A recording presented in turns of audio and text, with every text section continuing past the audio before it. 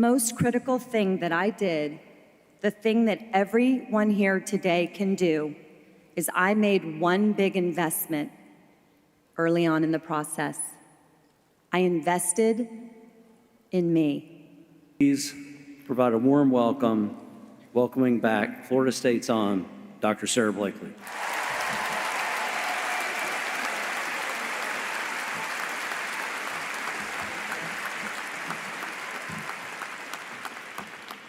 I'm a doctor! Yes! Last night, my daughter, who's here, is 10 years old, kept hearing people call me Dr. Blakely, and she looked at me and she goes, "Mom, no offense, but I wouldn't let you operate on me." I said, "Honey, it's not that kind of a doctor." I've been asked to give commencement speeches for the past 15 years, and I always knew if I said yes, it would be right here at my alma mater, Florida State.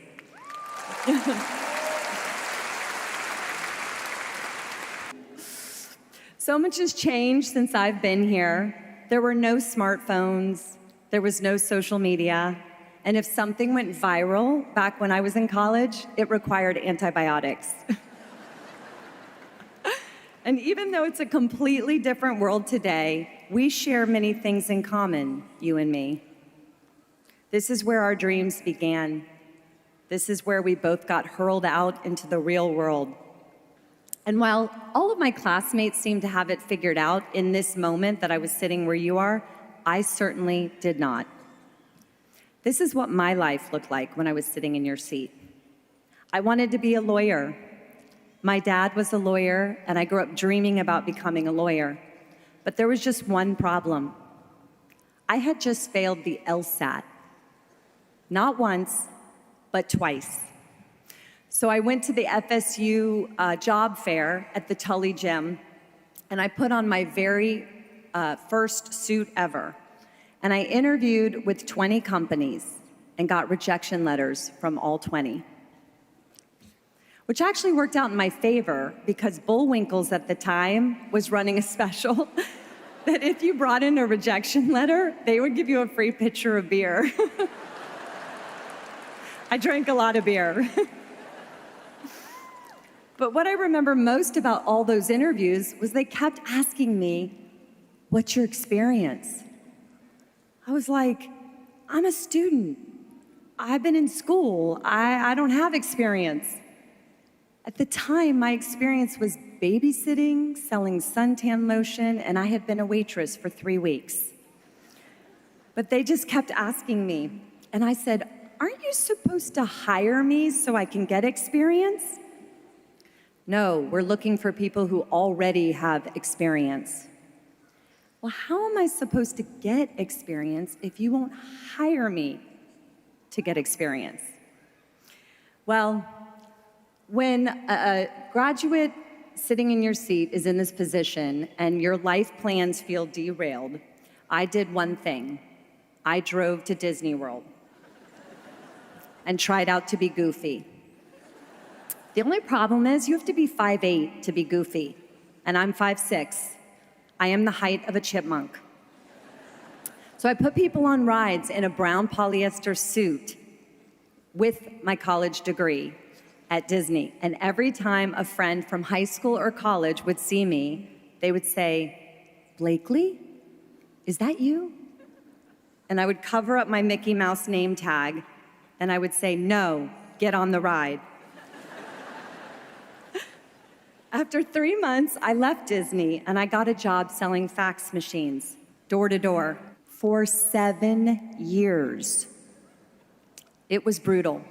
7 years of getting doors slammed in my face and hearing the word no. At that time, all of my friends were becoming lawyers and doctors and being promoted up the corporate ladder. And there I was, still driving around in my Honda, selling fax machines. Then, one day, after a particularly hard day, I pulled off the side of the road and I said out loud in my car, "I'm in the wrong movie." Call the director, call the producer, cut, this is not my life. 2 years later, I started a company called Spanx, that over time went on to employ over 1,000 people, generated over $1 billion in profits, and created hundreds of products that would change women's lives. I sold that company in 2021. I was the sole founder, and I had 0 investors.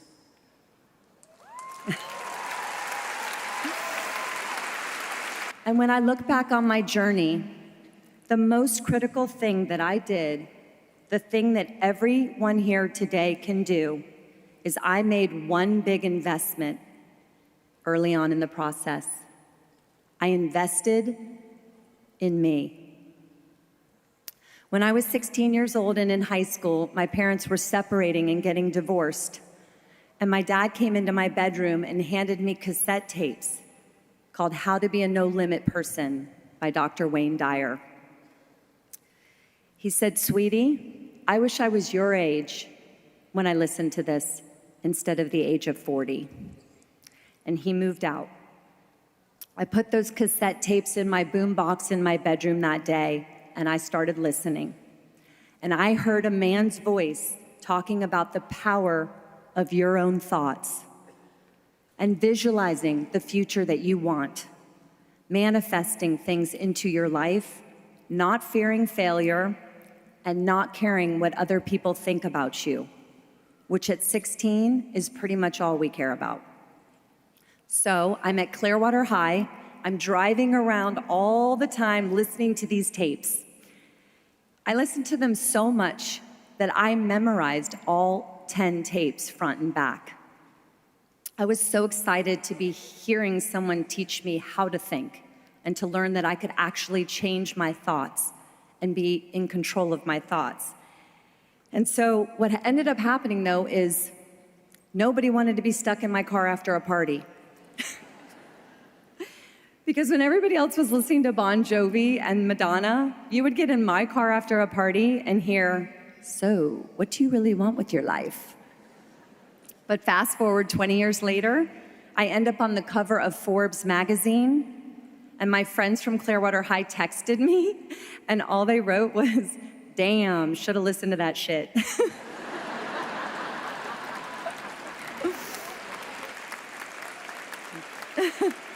And you should too. You can be a spectator in your life or a participant. You can be an action taker or a sit around and waiter. You can be a passenger of your thoughts, or you can be the driver of your thoughts. I chose to be the driver. I journaled. I scheduled time to think.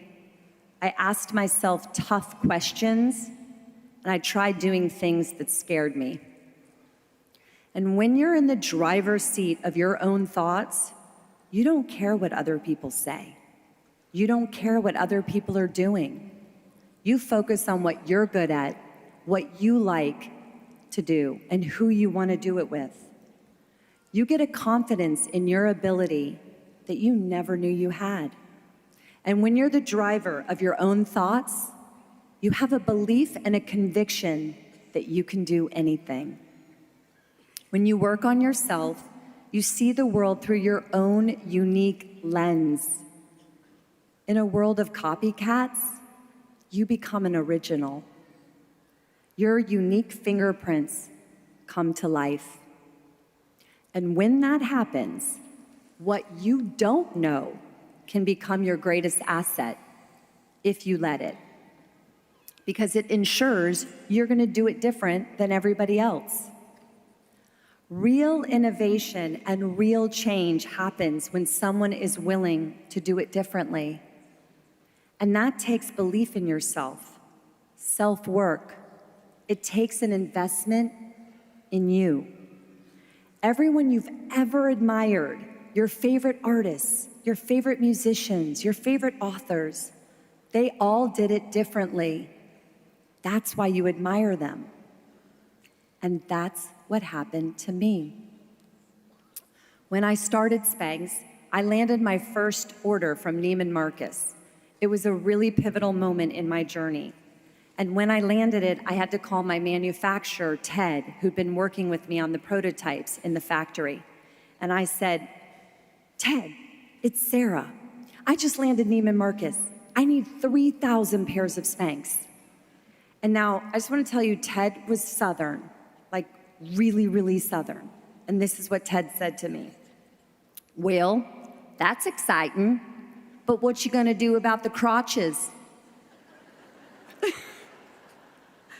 I said, what do you mean? Don't they come with crotches? We've been making them with crotches. And he said, yeah, but we only got 2 crotch machines and they're being used by somebody else. So let me get this straight. I just landed Neiman Marcus and I have no crotches? Where do you even go for a crotch? I had no idea. I actually looked in the yellow pages under crotch. It's not there. Turns out there's a really fancy word for crotch called gusset, and that helped me find my search. And I found a crotch maker in the very last hour and was able to deliver the Spanx order to Neiman Marcus.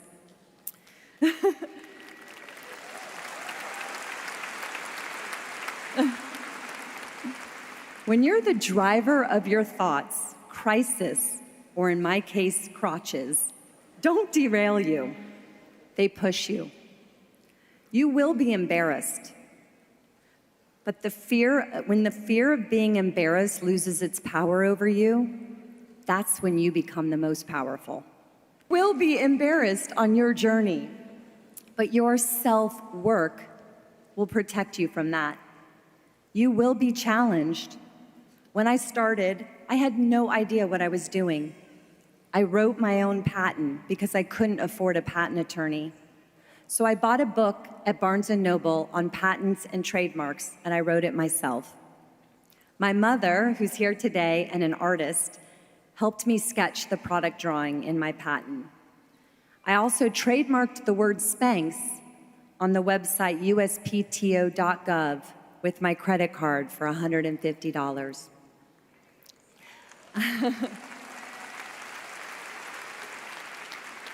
I had no experience, but I had belief. I did the work. You will be faced with tremendous uncertainty too, but because of the work you do on yourself, you'll navigate through it. You're living in a very, very distracted time. The world is grabbing for your attention. You have to protect your time alone.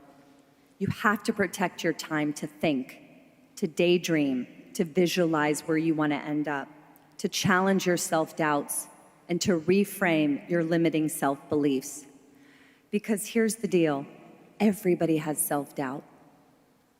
But the people who are the most successful have just learned how to manage it. You may have noticed that I brought this old, dirty red backpack with me up here on stage.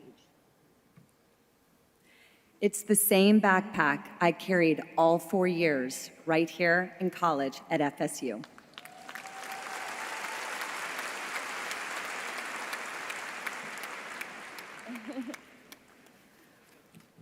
While I was in college, I decided that this backpack was lucky, so I held on to it. I started Spanx with it. I carried it with me for the first 7 years of launching my business, and I took it with me for every important business meeting and public appearance. Now it hangs on the walls of Spanx headquarters in a glass case. It also became the symbol of my foundation to support women and girls. And every woman or girl that we support gets her very own lucky red backpack. It's a reminder that everything you need is right there on your back, but it's up to you to unpack it. I was never the smartest, the fastest, or the tallest, clearly not tall enough to be goofy. But because of the work I did on myself, I was able to disrupt not one, but now 2 industries with my new company, Sneaks. Because of the work I did on myself, I believed there was a better way. Because of the work I did on myself, when people criticized me and laughed at me, I knew I could take it. Because of the work that I did on myself, I believed I was worth it. Because of the work I did on myself, I knew it wasn't just a career, I knew it was a calling. Because of the work I did on myself, I didn't succumb to the pressure to get married. And when I did, I married my biggest cheerleader. Because of the work I did on myself, when it felt like everything was falling apart, I trusted that it was actually falling into place. So as you leave here today, you'll be faced with one big decision. You can distract yourself or discover yourself. I hope you choose the latter, because the world does not need another version of how it's supposed to be done.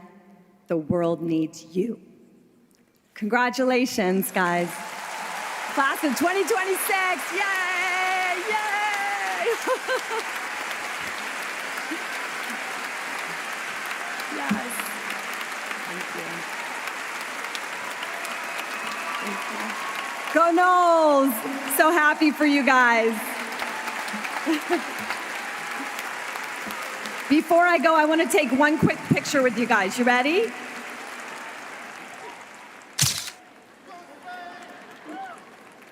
We got it. You guys look great. Thanks.